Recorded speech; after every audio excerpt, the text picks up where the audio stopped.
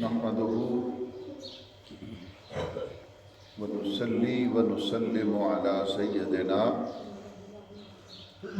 ومولانا محمد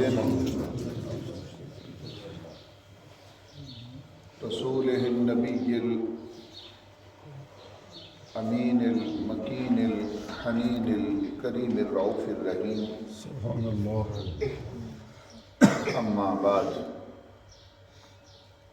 أعوذ بالله من الشيطان الرجيم. بسم الله الرحمن الرحيم. محمد رسول الله والذين معه أشداء على الكفار رحماء بينهم. صدق الله مولانا العظيم. سبحان الله. استاذی و استاد العلماء حضرت قبلہ حافظ محمد نصر الدین نعیمی صاحب اور اس وقت اللہ کے گھر میں بیٹھے ہوئے تمام بزرگ دوست اور بچے، ہم اللہ تعالیٰ کا شکریہ ادا کرتے ہیں جس نے ہمیں اپنے گھر حاضری کا موقع عطا فرمایا ہے. میں نے حدیث پاک میں پڑھا ہے کہ جو شخص مسجد کے اندر آتا ہے وہ اللہ کی نگاہ میں آ جاتا ہے. ایک لفظ ہم بولتے ہیں منظور نظر، کہتے ہیں کہ فلاں شخص کسی کا منظور نظر ہے، اس پر فلاں شخص کی نظر ہے، مگر جو مسجد میں آتا ہے وہ اللہ کا منظور نظر ہو جاتا ہے. اور اللہ تعالیٰ اپنے گھر آنے والے کسی بندے کو بھی خالی نہیں بھیجتا. آج 19 رمضان المبارک ہے، کل 20 رمضان المبارک، کل کا دن مکہ فتح ہونے کا دن ہے، 20 رمضان المبارک، اور پھر 21 رمضان المبارک کو مولا علی المرتضیٰ شیر خدا کی شہادت ہے. تو میں دونوں چیزوں کو تھوڑا سا ذکر کروں گا. سب سے پہلے فتح مکہ،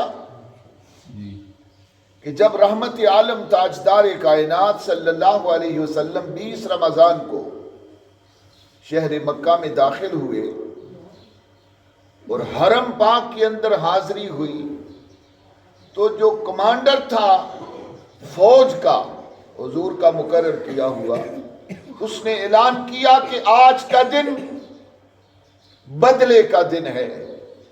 الیوم یوم الملحمہ، آج کے دن بدلہ لیا جائے گا. جو ظلم و زیادتی کرتے رہے اہل مکہ ہمارے ساتھ، ہم آج بدلہ لیں گے ان سے. نبی پاک صلی اللہ علیہ وسلم کے کان مبارک میں یہ آواز پڑی. سرکار نے اس کو بلایا، فرمایا تو کیا کہہ رہا ہے کہ آج بدلے کا دن ہے؟ نہیں، الیوم یوم الرحمت ہے، آج رحمت کا دن ہے اور آج معاف کرنے کا دن ہے. ہم آج کسی سے بدلہ نہیں لیں گے. ہم عام معافی کا اعلان کرتے ہیں، لا تثریب علیکم اليوم. جنہوں نے مکہ میں ہمیں دکھ پہنچائے، آج مکہ فتح ہو گیا. اللہ نے مسلمانوں کو شان بخشی، مگر اس کا حق یہ ہے کہ ہم بدلہ نہیں لیں گے. ہم اللہ کی بارگاہ میں جھک کر سجدہ کریں گے اور اللہ کی بارگاہ میں سجدہ شکر ادا کرتے ہوئے اس کی بندگی اور عاجزی اختیار کریں گے. سو فتح مکہ کا پیغام یہ ہے کہ جب کوئی عزت ملے، مال ملے، جائیداد ملے، کاروبار میں برکت و رزق ملے، بڑھ جاؤ تو اتنے اللہ کے حضور جھک جاؤ. جتنے اونچے ہوتے جاؤ گے اتنا اللہ کا شکریہ ادا کرتے رہو. تمہارا رزق بھی بڑھتا رہے گا، مال میں بھی خیر ہوگی، جان میں بھی خیر ہوگی، مگر کس کے؟ جو اس کے حضور جھکنے والا ہوگا. تو فتح مکہ کا ایک پیغام یہ ہے کہ معاف کرنے کی عادت اپنے اندر پیدا کرو. مجھے رات تراویح کے بعد ایک دوست نے بتایا کہ معمولی سے جھگڑے پر بات ہوئی، بات کے اندر تھوڑی تلخی پیدا ہو گئی، حافظ قرآن عالم دین کو تراوی پڑھنے کے بعد قتل کر دی. بس چھوٹی سی تلخی ہوئی, چھوٹا زمین کا تنازع تھا کہ اس کو ٹھیکے پہ کیوں دی, ہمیں کیوں نہ دی, ہم بڑے ذمہ دار ہیں, وہ ایک کمی کو زمین دے دی تو نے, اس بات پر اس کو قتل کر دیا گیا. بھئی کون سی نماز ہم پڑھتے ہیں, کون سا روزہ رکھتے ہیں, اگر ہمارے اندر تکبر کا بت ہے تو کوئی عبادت نہیں ہماری. عاجز بن کے زندگی گزارنا سیکھو, قدرت ہونے پر معاف کرنا سیکھو. میرے آقا جب مکہ میں داخل ہوئے تو لاکھوں صحابہ حضور کے ساتھ تھے. کافروں کی, مخالفوں کی, دشمنوں کی بوٹیاں بوٹیاں کر دیتے, مگر میرے آقا نے ڈنڈے کے زور سے لوگوں کو اسلام میں داخل نہیں کیا. میرے حضور نے زبان کے اخلاق سے لوگوں کو قریب کیا ہے. تو پھر 21 رمضان المبارک کو اس ہستی کی شہادت ہے جس کو مولا علی کہتے. سرکار دو عالم صلی اللہ علیہ وسلم نے فرمایا کہ النظر الی وجہ علی عبادت. آکو سبحان اللہ. کہ لوگوں تمہیں کیا خبر میرے علی کا مقام کیا ہے. علی کے چہرے کو دیکھنا عبادت ہے. ذرا ضروری چیز ہے, سمجھ کے جائیں. آج کے درس میں کچھ چیزیں ایسی ہیں جن کو صرف دیکھنا ثواب ہے. نمبر 1, مولا علی کے چہرے کو دیکھنا عبادت ہے. بولیے ذرا, مولا. اور پھر ماں باپ کے چہرے کو دیکھنا عبادت ہے. النظر الی وجہ الوالدین, ماں باپ کے چہرے کو دیکھنا عبادت ہے. پھر النظر الی المصحف, قرآن مجید کو دیکھنا عبادت ہے. یہ چند چیزیں اگر آج کے سبق میں آپ یاد کر جائیں گے تو یہ آپ کی بخشش کا وسیلہ بنے گا. اللہ کے گھروں کو دیکھنا عبادت ہے, مسجدوں کو دیکھنا عبادت ہے, اچھے نیک متقی پرہیزگار عالم کو دیکھنا عبادت ہے. ولی اللہ نیک متقی پرہیزگاروں کو دیکھنا عبادت ہے. مسجد کے میناروں کو دیکھنا عبادت ہے. قرآن مجید کو دیکھنا عبادت ہے. اور پھر خانہ کعبہ شریف کو دیکھنا عبادت ہے. روضہ رسول صلی اللہ علیہ وسلم کو دیکھنا عبادت ہے. جب ان کو دیکھنا عبادت ہے تو ان کی عزت کرنے سے کتنا اجر ہوگا. مولا علی کے چہرے کو دیکھنا عبادت ہے. صحابہ نے عرض کی, حضور سارے تو مولا علی کا چہرہ نہیں دیکھ سکیں گے.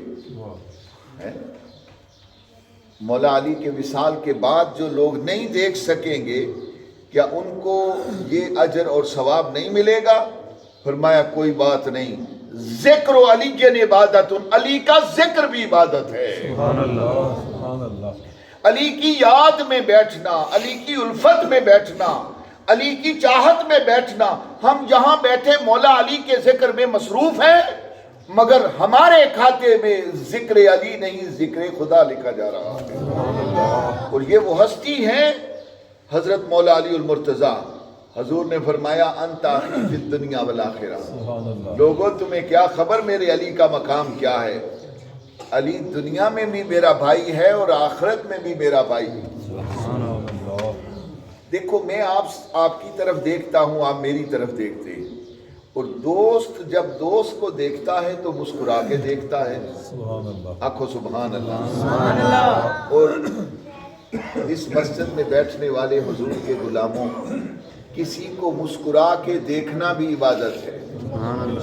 بولو کیا کہا میں نے, بولیے ذرا. کسی کو محبت سے مسکرا کر دیکھنا عبادت ہے. کئی بندے سلام لیندے نے منہ بٹیا ہوندا ہے. مسکراہٹ کے ساتھ کسی کو سلام کا جواب دینا یہ عبادت اور صدقہ ہے. میرے آقا نے فرمایا صدقہ کیا کرو.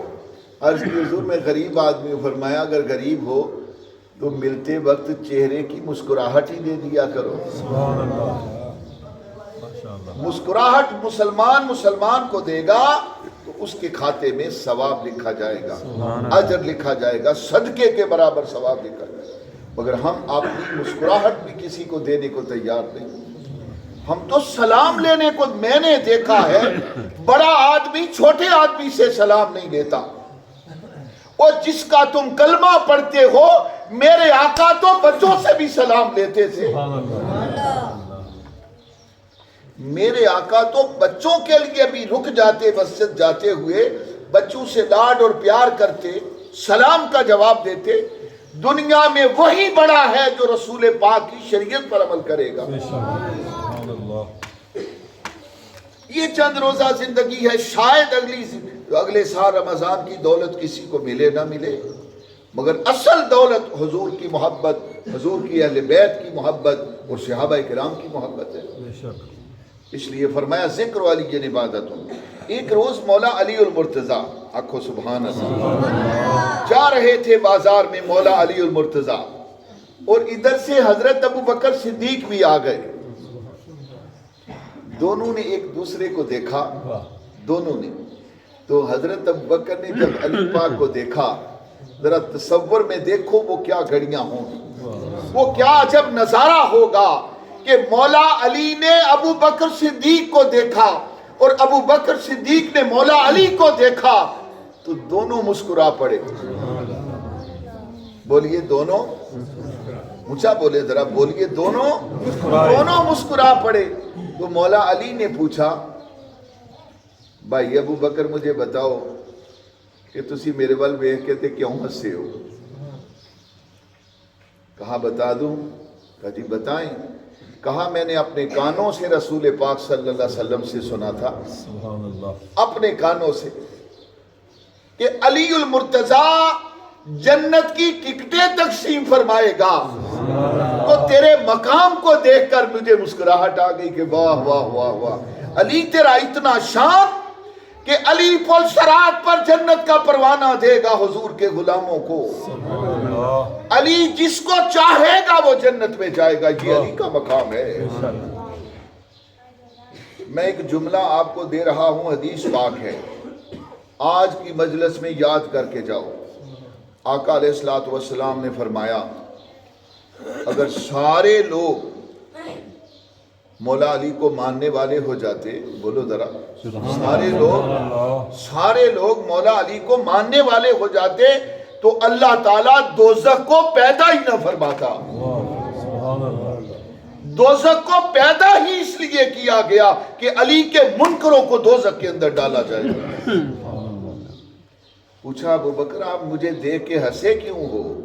کہا آپ کی شان کو دیکھ کے مسکرایا ہوں کہ آپ کا اتنا مقام کہ آپ جس کو جنت کی ٹکٹ دیں گے وہ جنت میں جائے گا۔ ابو بکر صدیق پوچھتے ہیں مولا علی سے تو پھر آپ بھی تو میری طرف دیکھ کے مسکرائے ہو نا، تو آپ کیوں مسکرائے؟ بھیجو والی دیکھ حضور دے غلام۔ مولا علی کا فرمان ہے، مولا علی کا فرمایا ابو بکر تیرے چہرے کو دیکھ کے اس لیے مسکرایا ہوں کہ میں نے بھی اپنے کانوں سے سنا ہے حضور تاجدار کائنات صلی اللہ علیہ وسلم کا ارشاد ہے، سرکار دو عالم صلی اللہ علیہ وسلم نے فرمایا علی تو جنت کی ٹکٹیں تقسیم فرمائے گا مگر جنت کی ٹکٹ اسی کو دینا جس کے دل میں ابو بکر کی محبت ہو۔ تو ابو بکر صدیق سے محبت کرے گا، جنت میں جانے کی اسی کو اجازت دینا۔ سو ابو بکر میں تیری شان دیکھ کر کہ واہ واہ واہ تیرا کتنا مقام ہے حضور کی بارگاہ میں، کہ حضور مجھے ہدایت فرما رہے ہیں کہ ہر ایک کو ٹکٹ نہ دینا، جنت کی ٹکٹ اسی کو دینا جس کے دل میں علی المرتضیٰ کہتے ہیں ابو بکر صدیق کی محبت ہو۔ سبحان اللہ، ہم اللہ کا شکریہ ادا کرتے ہیں، ہم اہل سنت ہیں، ہم علی پاک کا بھی ذکر کرنے والے ہیں، ابو بکر پاک کا بھی ذکر کرنے والے ہیں، ہم عثمان غنی کا بھی ذکر کرتے ہیں اور ہم حضرت عمر بن خطاب کا بھی ذکر کرتے ہیں۔ مجھے کسی نے کہا کہ مولوی جی میری گل تے دھیان دو ذرا، روزے کی حالت ہے، اللہ کے محبوبوں کا ذکر ہے، قبولیت کی گھڑیاں ہیں، چند منٹ ذرا حاضر رہ کے بیٹھو۔ مجھے کسی نے پوچھا کہ مولوی صاحب کون سا مسلک اور فرقہ اور گروہ جنت میں جائے گا؟ میں نے کہا جو ہر ایک کا ماننے والا ہوگا وہی جنت میں جائے گا۔ کچھ لوگ مولا علی کو مانتے ہیں، باقیوں کو نہیں مانتے، وہ کچھ باقیوں کو مانتے، مولا علی کی ولایت کا انکار کرتے۔ میں نے کہا صرف ایک یا رسول اللہ کہنے والے اہل سنت والجماعت وہ ہر ایک کے نوکر ہیں۔ ہمارا تو یہ عقیدہ ہے کہ حضور کے صحابہ کی تو بڑی شان ہے، حضور کی بارگاہ کا غلام، حضور کی بارگاہ کا غلام کل عالم کے زمانے کے سارے لوگوں پر اللہ نے اس کو زیادہ فضیلت دی ہے۔ جو صحابی ہے، صحابی وہ کل عالم سے زیادہ شان رکھتا ہے۔ ہمارا تو یہ عقیدہ ہے، میں ڈاکٹر طاہر القادری صاحب کا شاگرد ہوں، انہوں نے فرمایا کہ جو شخص مدینہ پاک کی خاک کی توہین کر دے وہ بھی کافر ہو جاتا ہے۔ ہمارا تو یہ نظریہ ہے۔ کون علی المرتضیٰ؟ کون علی المرتضیٰ شیر خدا؟ آپ کو پتا ہے کہ آپ کعبہ کے اندر پیدا ہوئے تھے؟ سنا ہے نا آپ نے کہ کائنات کی واحد ہستی حضرت علی المرتضیٰ ہے۔ قربان جائیں۔ اماں جی طواف کر رہے تھے نا کعبہ شریف کا، آج کی مجلس کا صدقہ اللہ آپ کو بھی یہ دولت عطا فرمائے۔ طواف کر رہے تھے خانہ کعبہ شریف کا حضور کی والدہ محترمہ حضرت علی پاک کی والدہ محترمہ، حضرت ابو طالب کی بیوی، ان کی زوجہ پاک۔ طواف کرتے کرتے ولادت کا ٹائم آ گیا۔ عرض کی باری تعالیٰ میرا بھی طواف رہتا ہے تو میں کیا کروں؟ بچے کی ولادت کا ٹائم آ گیا۔ فرمایا بی بی گھبرا نہ،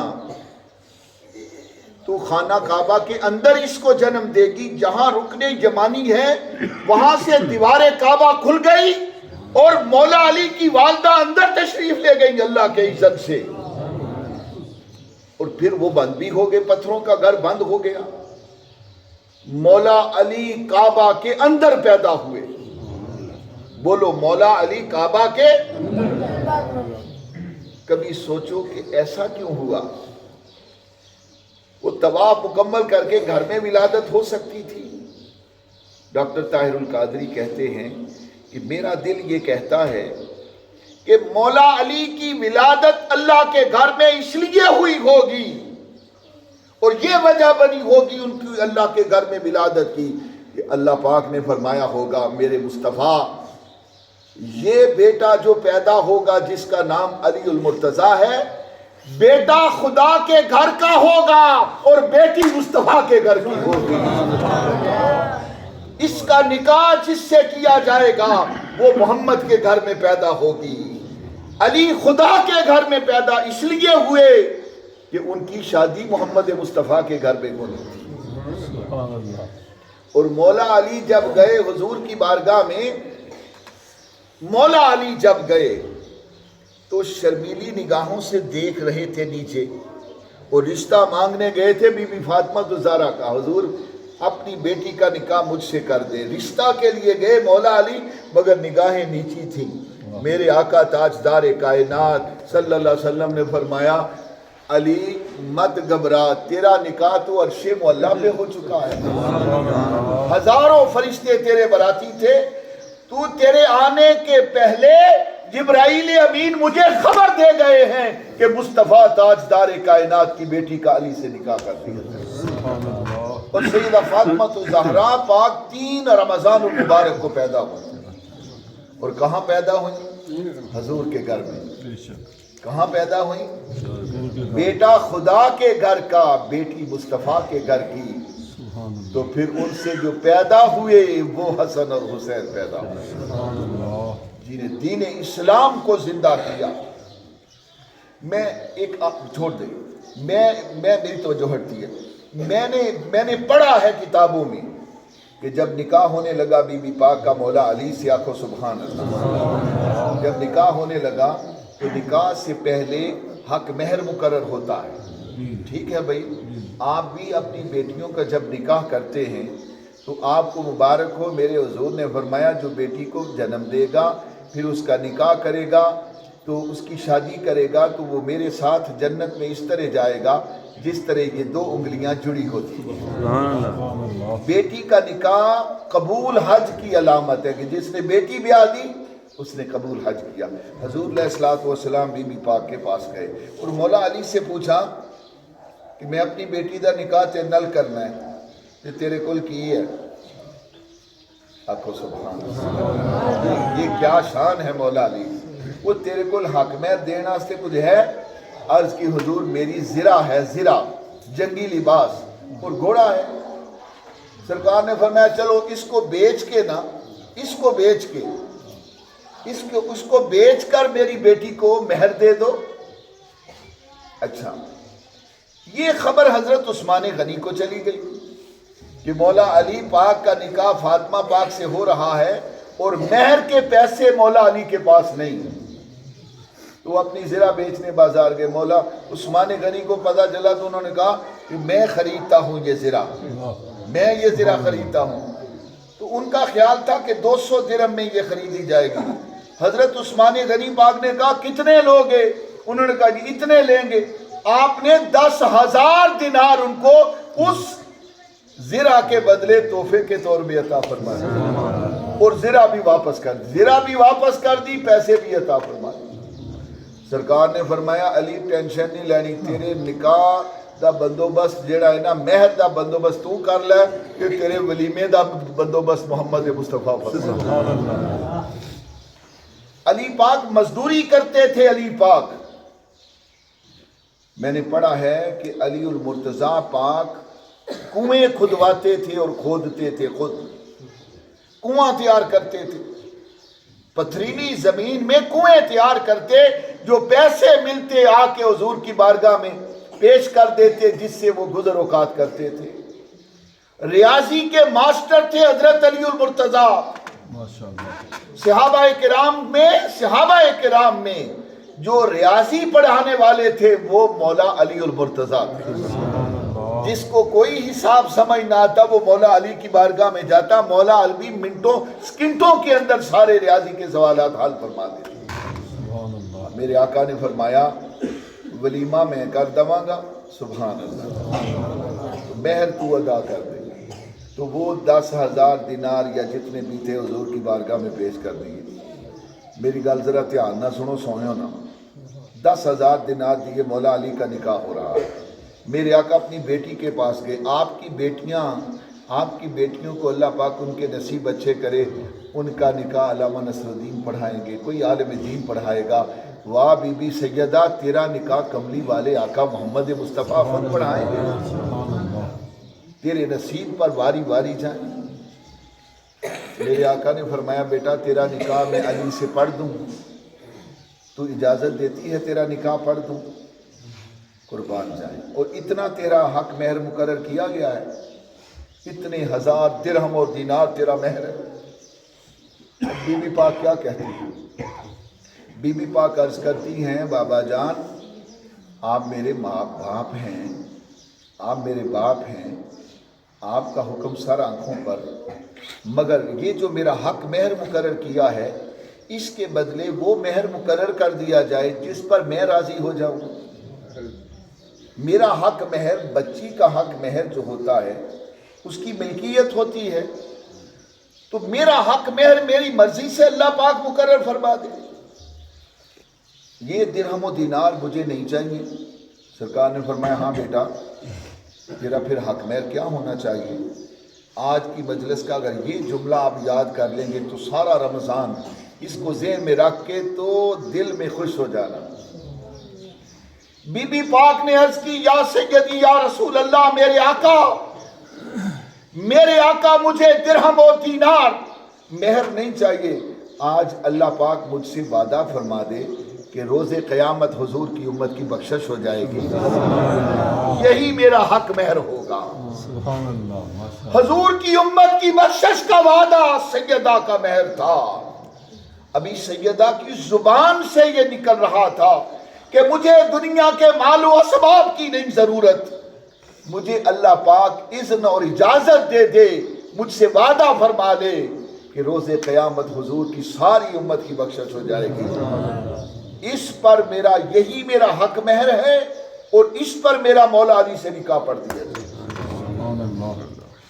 ابھی بی بی سیدہ کی زبان پر کلمات تھے کہ جبرائیل وحی لے کر آ گئے، عرض کی آقا آپ کو مبارک ہو، جس پر سیدہ خوش ہے اسی پر خدا بھی خوش ہے۔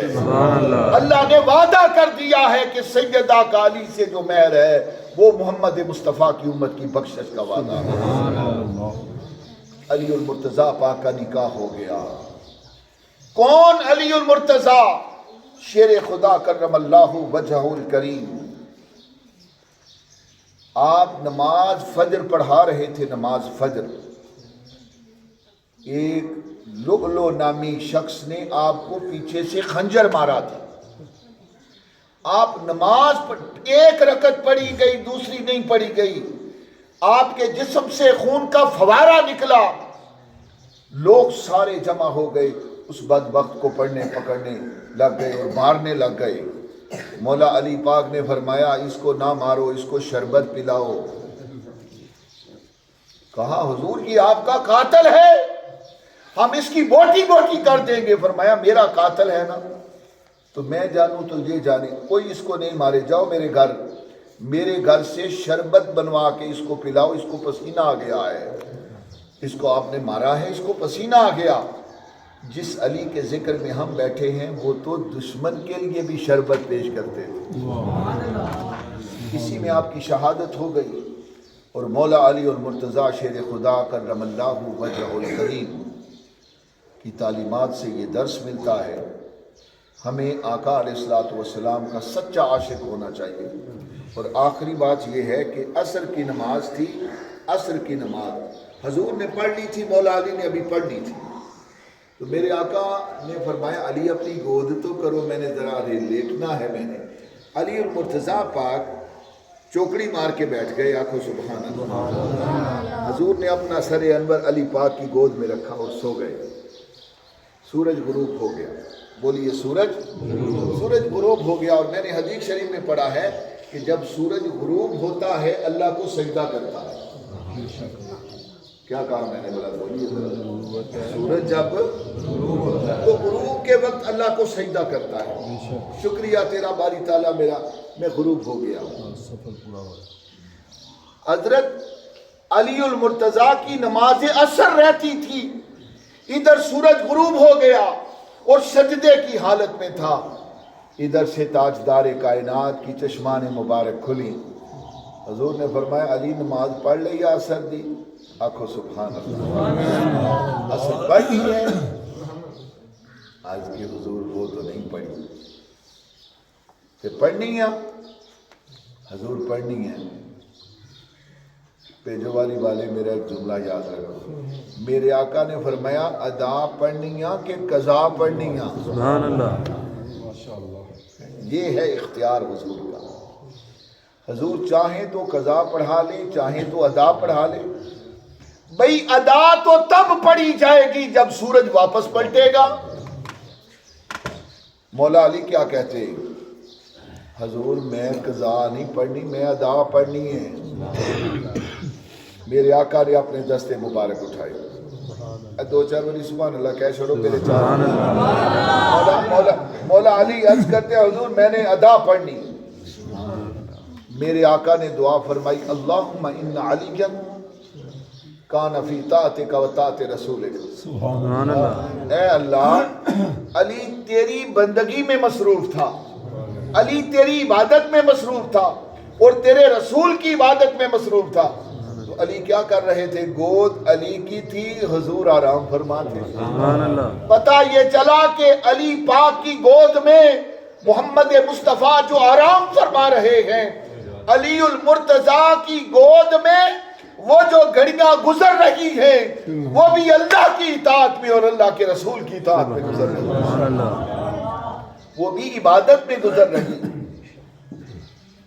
اچھا، پتہ یہ چلا کہ گھڑیاں جو اطاعت رسول میں بسر ہوتی ہیں، وہ گھڑیاں جو ذکر مصطفیٰ میں بسر ہوتی ہیں، وہ اللہ کی محبت میں اور اللہ کی بندگی میں بسر ہوتی ہیں۔ اب ایسے میرے آقا نے اپنے دستے مبارک اٹھایا اور میرے حضور نے سورج کی طرف اشارہ کیا، اے سورج پلٹ آ، عصر کے ٹائم میں میرے علی نے نماز ادا کرنی۔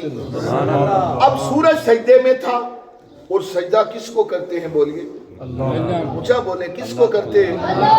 اللہ کو سجدہ ہو رہا تھا، ادھر حضور کا بلاوا آ گیا۔ سورج نے کہا ہوگا باری تعالیٰ میں عجیب امتحان میں پڑ گیا ہوں، ادھر تیرا سجدہ ہے، ادھر تیرے مصطفیٰ کا بلاوا ہے، تو تیرا سجدہ جاری رکھوں یا حضور کے بلاوے پر واپس پلٹ جاؤں؟ رب کائنات نے فرمایا اے سورج تو قیامت تک مجھے سجدہ کرتا رہے گا، مگر میرے مصطفیٰ کا بلاوا بار بار نہیں آئے گا۔ میرا سجدہ قضا ہو کے ادا ہو سکتا ہے، تو پلٹ جا جدھر میرے مصطفیٰ کا اشارہ ہے۔ ارے تم کیا جانو محمد مصطفیٰ کی شان کو؟ پوچھو مولا علی سے کہ حضور نے اپنا دست مبارک جب عصر کے ٹائم سورج کے غروب ہونے وقت ادھر کو کیا تو میرے آقا نے سورج کو اس طرح پلٹایا جس طرح کوئی گڈی کو کھینچ لیتا ہے، کوئی رسی کسی کے ہاتھ میں ہو تو سواری کو جدھر چاہے کھینچ لیتا ہے۔ سورج عین عصر کے ٹائم میں آیا، مولا علی نے نماز ادا فرما دی، اور جس کی خاطر مصطفیٰ سورج کو واپس پلٹا دے، اس علی کا مقام میں اور آپ کیسے بیان کر سکتے ہیں؟ بس یہ ذہن میں رکھو کہ علی کا ذکر عبادت ہے، اور جو علی سے محبت نہیں کرتا اس کی نماز ہی نہیں ہے، اس کا کوئی حج نہیں ہے، اس کا کوئی عمرہ نہیں ہے، اس کی کوئی عبادت نہیں۔ عبادت اسی کی قبول ہوگی جو علی کو مولا علی مانتا ہو۔ اور پھر حضرت علی المرتضیٰ شیر خدا کرم اللہ وجہ الکریم جب اذان سنتے تو کانپنے لگ جاتے۔ لوگ کہتے اے امیر المومنین آپ کانپنے لگ گئے؟ فرمایا اللہ کی عدالت میں پیشی آ گئی ہے اور خدا کے حضور پیش ہوتے ہوئے ڈر آ رہا ہے۔ ارے جن کا ذکر عبادت ہے، جن کی خاطر سورج پلٹ آئے، حضور جن کو دنیا و آخرت میں اپنا بھائی کہے، ان کے دل میں خوف خدا کا یہ عالم ہے کہ اذان سنتے مسجد کی طرف آتے ہوئے کانپتے ہوئے آ رہے ہیں کہ بڑی عدالت میں پیشی ہے، اللہ کے حضور پیش ہونے سے ڈر آ رہا ہے۔ ہمیں چاہیے کہ ہم بھی اپنے دلوں میں اس طرح کی رب کی محبت، رب کے رسول کی محبت پیدا کریں۔ میری دعا ہے کہ آج کی مجلس میں جتنے دوست حاضر ہیں سب کے مال جان کی خیر ہو، عزت آبرو کی خیر ہو، اس مسجد کو بنانے والوں کی خیر ہو، اس مسجد کو آباد کرنے والوں کی